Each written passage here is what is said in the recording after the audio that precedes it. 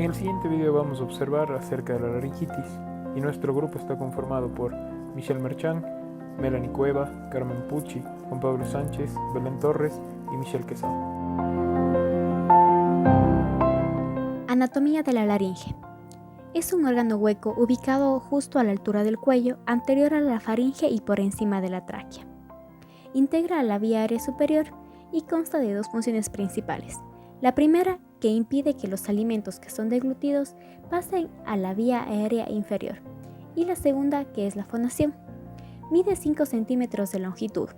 Por lo general es menor en mujeres y su posición encefálica va a estar en relación con desde C3 hasta C6. Es importante recalcar que la laringe es un órgano móvil y va a estar conformado por 6 cartílagos: epiglotis, tiroides, aritenoides, corniculados o de Santorini, cuneiformes o de Grisberg y cricoides. El cricoides es un cartílago importante, ya que este va a ser el límite de la vía aérea superior y de la vía aérea inferior. Los sonidos o la voz van a ser producidos gracias a los movimientos que se producen en las cuerdas vocales. Los movimientos de la laringe van a estar a cargo de músculos intrínsecos como extrínsecos. Los intrínsecos, estos son especialmente los que se encargan del movimiento de las cuerdas vocales, mientras que los extrínsecos son los que otorgan movimiento y fijación a la laringe. A la laringe la podemos dividir en 3 porciones. Una, supraglotis, glotis y subglotis. La laringitis se define como la inflamación de la mucosa laringea que se acompaña de edema y eritema local y puede presentarse de forma aguda y crónica. La laringitis aguda se caracteriza principalmente por presentar disfonía que puede acompañarse de disfagia, que generalmente es leve y dura un periodo de 3 a 7 días. La laringitis crónica presenta síntomas inespecíficos, dentro de los cuales se pueden incluir disfonía, dolor de garganta, sensación de globo, tos, disfagia, y esta se presenta con una duración mayor a 3 semanas. En cuanto a la etiología de la laringitis aguda, se va a presentar principalmente por causas infecciosas, como son virus, bacterias y agentes fúngicos. Dentro de la etiología viral, los agentes causantes predominantes van a ser el rinovirus, adenovirus y virus de parainfluenza, que frecuentemente van a ingresar a través de las fosas nasales. En cuanto a la etiología bacteriana, va a estar dada principalmente por Streptococcus pneumoniae, Haemophilus influenzae y Moraxella catarrhalis. En pacientes diabéticos también se han descrito infecciones por meningococos y entre otros agentes bacterianos menos frecuentes tenemos al Staphylococcus aureus y Klebsiella pneumoniae, y en más raras ocasiones Pseudomonas y Neisseria meningitidis. Debemos recordar que las infecciones bacterianas casi siempre van precedidas de una infección viral. En cuanto a la etiología fúngica, la Candida albicans es uno de los agentes que se ha podido ver en epiglotitis y el Aspergillus en pacientes inmunodeprimidos en algunos casos graves de laringitis. También tenemos otras causas, a más de las infecciosas, que son las no infecciosas. Aquí vamos a encontrar alergias, lesiones inhaladas, autoinmunitarias o causas ambientales que se van a dar principalmente en épocas frías de invierno. En cuanto a la etiología de la laringitis crónica, la etiología infecciosa también puede formar parte de esta. Sin embargo, dentro de sus principales factores etiológicos vamos a tener sustancias nocivas inhaladas. Aquí vamos a tener principalmente el tabaquismo, también consumo de drogas inhaladas o debido a la exposición sin intención a sustancias irritantes. Esto puede provocar edema de los pliegues vocales y síntomas relacionados con la voz. Tenemos también la etiología alérgica, que se va a dar por inhalantes, reacciones alérgicas medicamentosas, alimentarias o por picadura de insectos. Cuando la laringitis se da por esta causa alérgica, los pacientes presentan secreciones laringeas espesas, edema transitorio de cuerdas vocales, eritema e hiperemia, que producen cambios en la voz, sensación de globo, aclaramiento frecuente de la garganta, y además las personas que presentan rinitis alérgica tienen un mayor riesgo de disfonía. Tenemos el reflujo laringofaríngeo. Este se da por incompetencia o relajación transitoria del esfínter esofágico inferior, que resulta en un reflujo retrógrado del ácido, pepsina y sales biliares que van a causar daño directo en la mucosa faríngea y laringea. O también por estimulación vagal en el esófago distal, provocando disfonía, disfagia, laringoespasmo o molestias en la garganta y también sensación de asfixia. Y por último también tenemos causas autoinmunes. Dentro de las causas autoinmunes, hasta un 88% de estos pacientes van a demostrar compromiso laríngeo, como es el caso de la artritis reumatoide, que va a consistir en la artritis de la articulación cricoaritenoidea, que podrá ser causa de una laringitis crónica. Fisiopatología de la laringitis. Es una inflamación laríngea de carácter autolimitado en donde un proceso agudo puede resolverse en 2 semanas sin necesidad de tratamiento. Claro que esta actitud puede acarrear una serie de complicaciones. Estructuralmente involucra a la laringe supraglótica, glótica y subglótica. La fisiopatología en sí se explica por inflamación de tipo local en respuesta a un desencadenante o factor externo. Entonces, los glóbulos blancos viajan al sitio de infección para eliminar a los patógenos. Como consecuencia, se produce edema de las cuerdas vocales, lo que resulta en una alteración de la dinámica de estas. Cuando el edema continúa avanzando, tiende a impedir que el paciente tenga una fonación adecuada. Cuando la inflamación es producida por un virus, que es lo más frecuente, la reacción se desarrolla por una glicoproteína del virus que causa adhesión y permite a este una mejor fusión con la célula. Una vez que se ha fusionado el virus, afecta a las células epiteliales de la nariz y se disemina por contigüidad hacia las células ciliadas y alveolares, provocando la reacción inflamatoria. Clínica de la laringitis. La clínica se asocia a un cuadro de vías respiratorias altas y no varía de manera muy importante, ya sea un proceso agudo o crónico, infeccioso o no.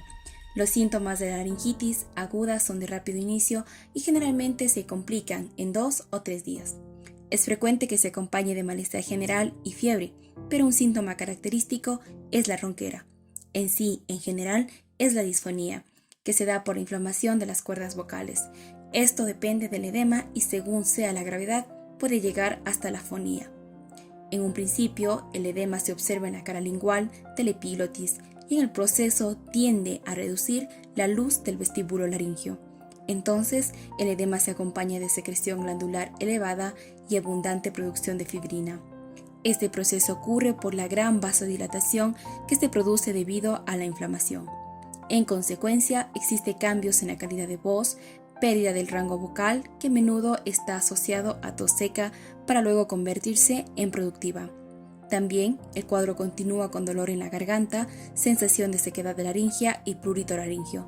Cuando el cuadro de laringitis se convierte en crónico, además de la sintomatología ya mencionada, se presenta también disfagia o dinofagia, que depende de la extensión de la lesión, pero también incluso puede llegar a presentar otalgia.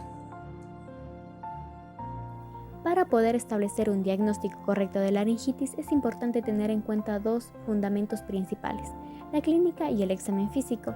En el examen físico deberíamos valorar si existe buena movilidad, si existe asimetrías o algún tipo de tiraje, y para esto también nos podemos basar en la prominencia laringea, o también conocida como nuez de Adán. Dentro de los exámenes de imagen se recomienda una laringoscopía, ya sea esta indirecta o directa, y lo que vamos a encontrar o esperamos encontrar en este estudio es edema, cuerdas vocales congestivas e hiperémicas. También se recomienda la tomografía axial computarizada o la resonancia magnética nuclear, esto para poder observar de mejor manera partes blandas. En cuanto a la clasificación, esta va a estar basada netamente en el tiempo que permanezca establecida la patología o la entidad en el paciente. Entonces vamos a encontrar 2 grupos, unas crónicas y unas agudas. Dentro de las crónicas mencionamos laringitis crónica inespecífica, laringitis hiperplásica, laringitis atrófica, tuberculosis laringea, sífilis laringea, micosis laringea y sarcoidosis laringea. Respecto al grupo de las agudas, son las que se presentan con mayor frecuencia, y tenemos laringitis aguda edematosa, laringitis aguda catarral, laringotraqueitis aguda bacteriana, croup espasmódico, difteria, epiglotitis aguda. En cuanto al tratamiento, este va a estar basado en 4 pilares fundamentales: higiénico, rehabilitación logopédica, sintomático y etiológico. En cuanto al higiénico, debemos mencionar al paciente que es importantísimo que evite sustancias irritables como son tabaco, alcohol, y en personas que padezcan de reflujo gastroesofágico, que sea tratado. La rehabilitación logopédica hace referencia a una serie de técnicas que son enseñadas por un profesional para proporcionar descanso a las cuerdas vocales. Lo que se logra con esto es evitar o detener el progreso de la inflamación. En cuanto al sintomático, se puede administrar corticoides antiinflamatorios, AINES, mucolíticos y fluidificantes. Etiológico: es importante porque una laringitis puede ser secundaria a otra patología. Tratamiento de emergencia. Este va a ser administrado en casos en donde el edema laringio sea tan severo que comprometa la vida del paciente o ponga en riesgo su estabilidad hemodinámica. Se procede a canalizar una vía para poder administrar adrenalina intravenosa al 0.01 o 0.05 miligramos, oxigenoterapia de ser necesario, corticoides intravenosos, donde se recomienda el uso de dexametasona. Y en casos extremos se podría requerir una intubación endotraqueal, una cricotiroidotomía o una traqueotomía. Medidas preventivas. Como primer punto tenemos de evitar el contacto con pacientes infectados, especialmente a los 2 o 4 primeros días. Esto aplica en población de riesgo como niños, ancianos o pacientes con infecciones de vías respiratorias recurrentes. La hidratación es importante, al igual que una dieta sana y equilibrada, que proporcione una adecuada nutrición con respecto a vitaminas y minerales. Otro punto importante es la higiene de manos con jabón o gel desinfectante, que contribuye a la eliminación de gérmenes que pueden ser causantes de la patología.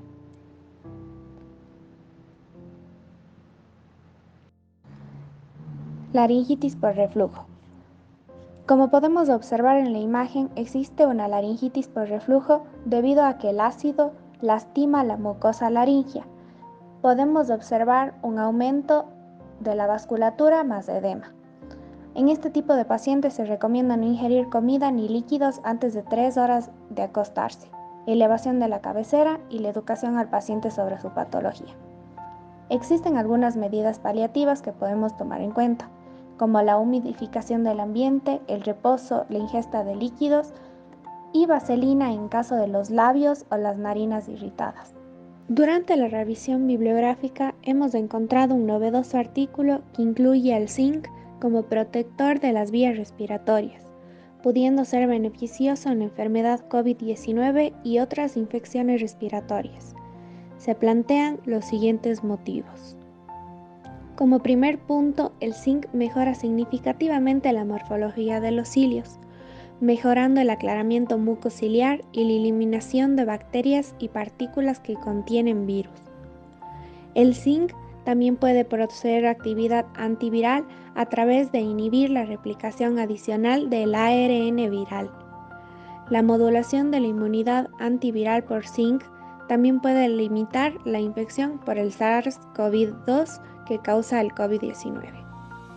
El zinc posee actividad antiinflamatoria, lo que resulta en una baja regulación de la producción de citocinas proinflamatorias.